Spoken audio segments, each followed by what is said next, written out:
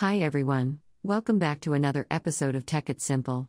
In today's video, I'm going to show you how to log out of Opensea on an Android device. Keep watching the video till the end and don't forget to subscribe to our channel by hitting that subscribe button.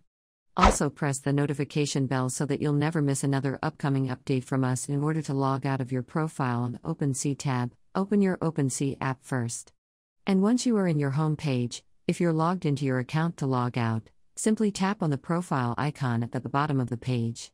Your profile page will be displayed on the screen. Simply go to the upper right-hand corner and you should see an exit kinda icon. Give it a tap and in the pop-up confirm if you'd like to log out of your account, tap logout to do so.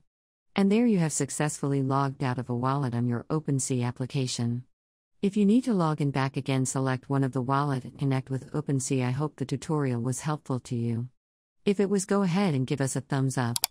I'll be back soon with more tutorial videos like this. Thanks for watching.